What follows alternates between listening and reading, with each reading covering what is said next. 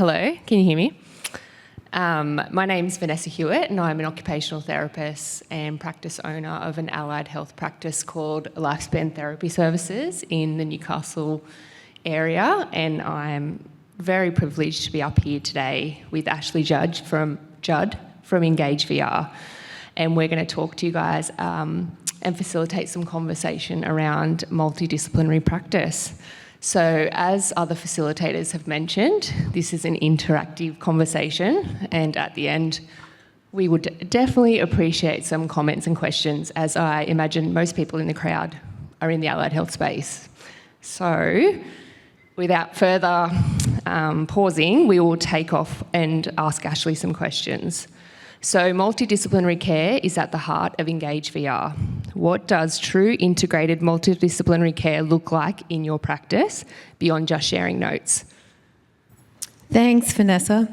Thanks for having me here. Thank you to the PHN. Proudly presenting Engage VR, who are a multidisciplinary allied health practice. Very proud of what we do. We work in the complex care space. We started out nearly 7 years ago as a multidisciplinary practice. We had one EP, one physio and one new grad speech pathologist, and we've learned a lot of lessons along the way and are still learning. One of the biggest things that we've learned, and it doesn't matter what size practice or hospital you're working in, is there has to be shared ownership of outcomes. We're all busy people, administrators as well, and we can be heads down, bottoms up, and it's really important that we do have shared outcomes, that you can have a multidisciplinary team, and I think our team was guilty of it to start with, and often have to catch ourselves that we can still be very siloed even though we work within a multidisciplinary team under the one roof. So we need to be really clear with shared ownership. Joint planning starts with our clinical team, but certainly, you know, there's been a lot of conversation today around the support network, as we like to call it, and that could be caregivers, families, other treating specialists, other providers that are part of that client's world and important to that care. So, and obviously at the heart of it is the client.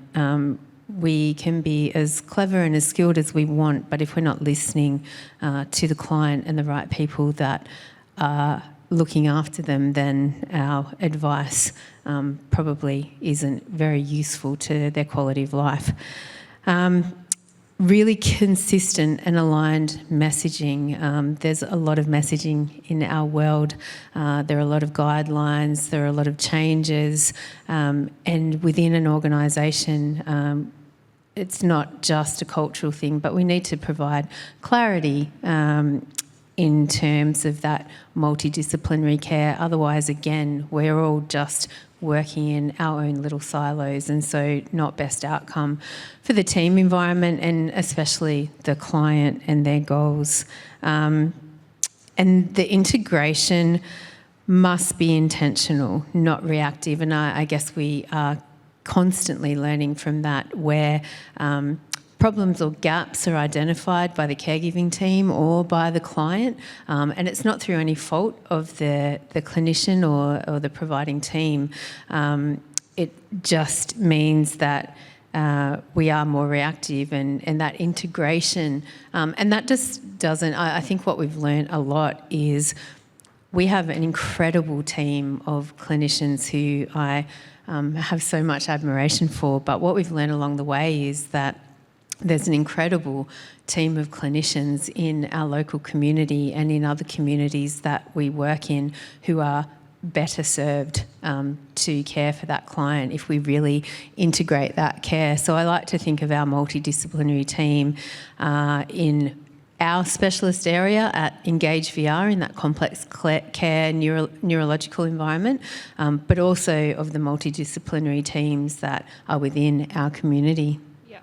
Yeah, I think one thing that we have learnt at Lifespan Therapy Services as a multidis team is really engaging with our referrer at the time of the referral allocation about what else, it's often just not an OT referral for a client, but who else is required at that early stage so that we can work on collaborative goal setting with the team from the get-go and be on the front foot with all being collaborative on that goal from the start, rather than jumping in and then realising along the way, oh, we need a speech, we need a physio. So, part of that for us was working with our administrative team about asking the right questions at the point of referral, so we can have collaboration from the get-go.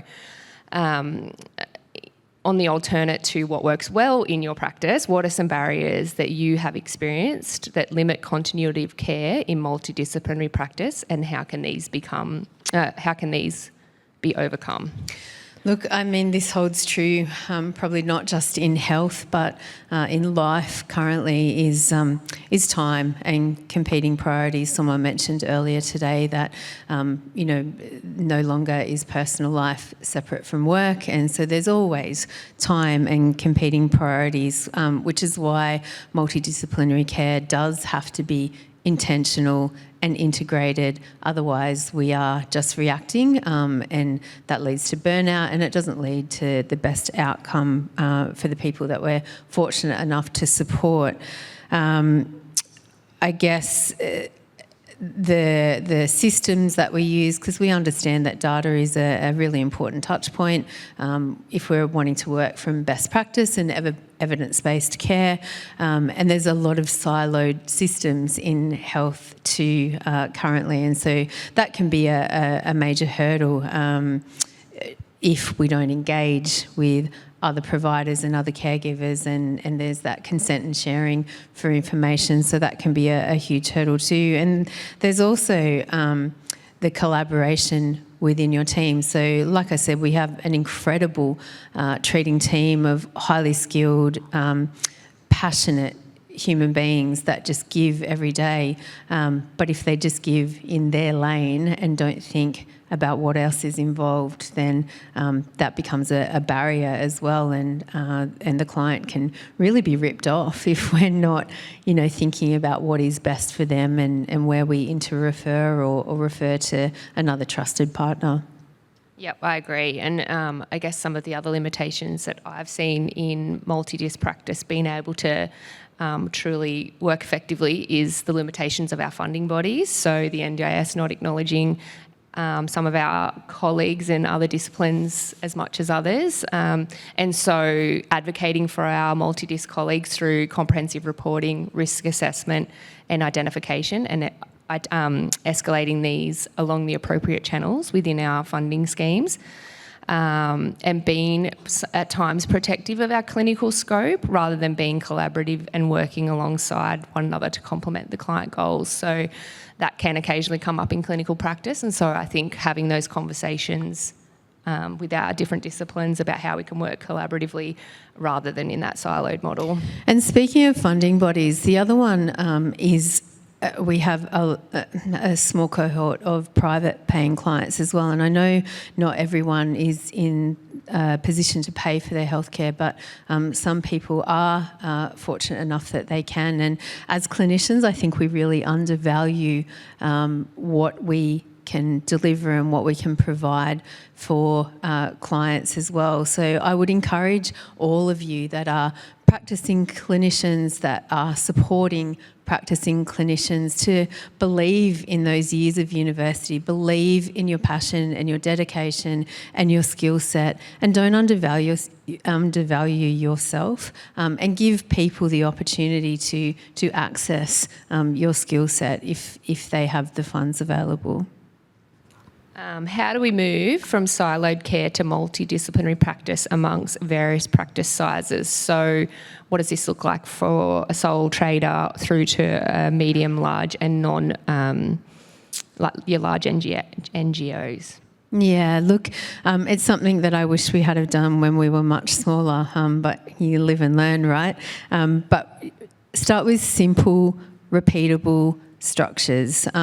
So some of the things that we have implemented to ensure that we're not working as a multidisciplinary team but still in silos are morning huddles. So we have shared goals of clients so that other treating teams and disciplines are on that journey as well. And if that client does require their care, they're aware of them, they've got some history, they're understanding, respecting and appreciating what other treating teams within our business are doing. That holds true for our huddles, talking about other providers that we're working with and the skill sets that we don't offer. So raising awareness so every client that comes in, has that opportunity, because every treating clinician is aware of other services available as well.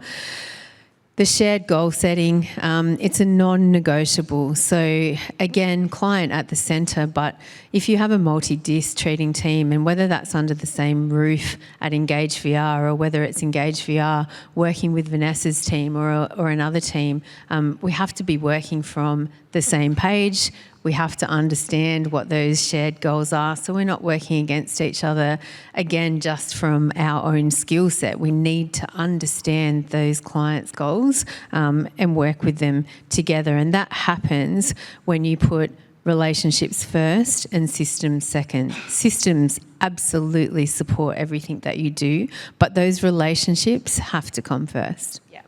And I think I can only speak on my own journey as an allied health clinician, but I started, like many, I think, in the room as a sole trader with no goals to become a business owner. And then, look, here I am. But those core values of what was important to me as a business owner was supporting clients to achieve those goals and achieve their life goals. And without good quality communication, that's never going to occur. So whether you're a sole trader or you're a medium business owner, the core values of your business need to align with client-centred practice from the very beginning. So I don't really think it matters whether you're a sole trader. It does not. Yeah, multidisciplinary practice has to be a part of that. So, and whether there's 2 of you or 200 of you, you need to build interdependent clinicians, so they have that autonomy, they're allowed to use their skill set, and they're allowed to work together and appreciate each other for what they can deliver. Yeah, and just some practical on-the-ground things that we do to try and build those relationships outside of our own practices with other providers is, early communication via email, linking in with, family-centred practice from the get-go, pre- and post-appointment communication, so you can check in on things from, for colleagues, and regular MDTs with client goals at the centre of that. So they're just kind of things I think most people in the room would be doing as part of their everyday practice. And for smaller practices looking to start building these strong cross-organisational relationships, what would you recommend?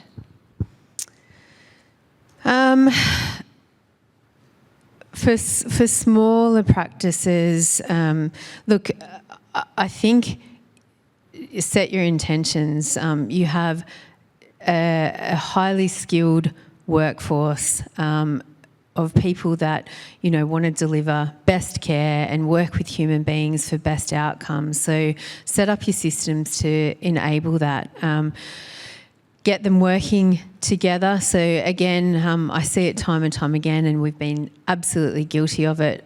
We started out thinking that a multidisciplinary report meant multidisciplinary care, and everyone went back to their silos and did their bit, and then came together and combined it in a report, which is not multidisciplinary care. So enrich your team and your business as much as possible, not just for their personal growth and fulfilment, but think of the clients that we get to serve. So we want to be understanding of our skill set and our specialties within our team. And again, I can't harp enough on understanding what's in your community, because we can't be everything to everyone.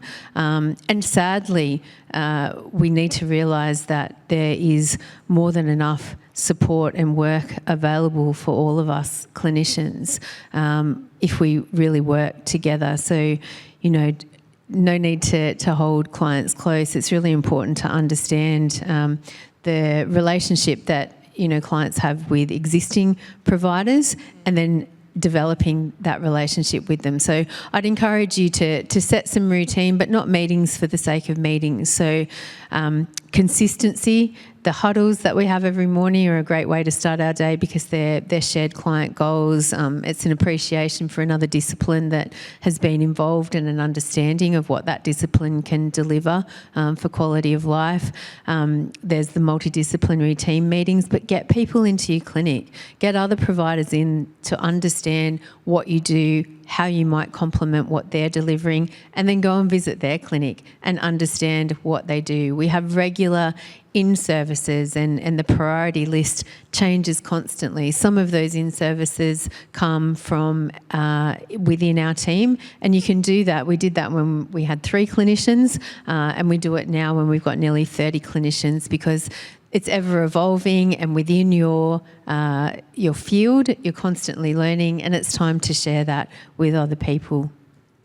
Yep, I agree. So connecting with other clinicians and practices within your area, practicing within your scope and your clinical skill set. So like you said, there is an exceptional workplace, clinicians out in the workspace who have their areas of specialty, referring onto that and being confident in that referral pathway.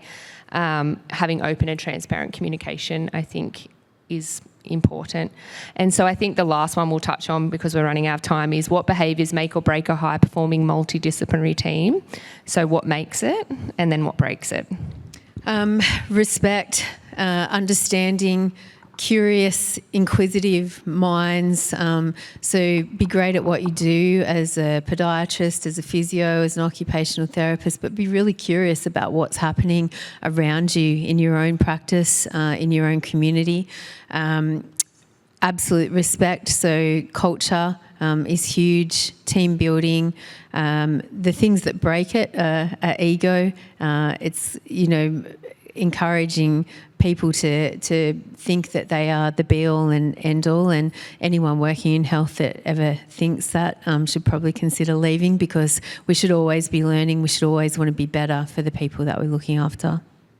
Yeah, and then what breaks it? I think some of the things we'd spoken about were poor communication, rigid scope, or that's not my role thinking, protecting lanes too tightly, and lack of supervision and knowledge of what other roles are and when to refer on. So I think, we've touched on it pretty well. If anyone's got any questions or, insights into how multidisciplinary practice works within their setting, we would love to hear from you.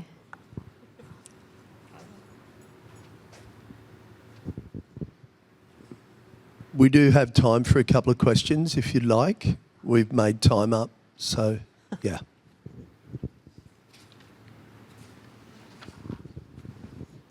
Thank you, ladies. I did have a question. Exactly, practically, what is a morning huddle? How does it last? How long does it last for? Who's in it? What is discussed? Is it billable? Like that kind of stuff. No, I guess it leans into a little bit of the wellbeing piece as well, but it's something that none of these things happen unless you make space for them. So the idea around the morning huddle for our practice is that it takes 10 minutes. It's 10 minutes before we start our day. Everyone in the practice that is working that day, that's not working with a client at the time, comes into the morning huddle. It's about setting intentions for the day. It's about understanding if there's a client coming in that has a particular need, and not just the treating clinician wants to be aware of that. We all want to be aware of that. We want to share the wins. Our administrative team are absolutely incredible, and we want to remind them that they're part of that clients' achievements and journeys, and supporting the clinical team. So it's about shared wins, and it's really highlighting the joy of working in a multidisciplinary team and what each person can offer in terms of outcomes. So it's not billable. It's just something that we've implemented as a bit of an intention for the day. And those that aren't there, our clinical practice software has a dashboard, and we jot everything down. So if you're not there, you can have a read and still feel like you're part of it.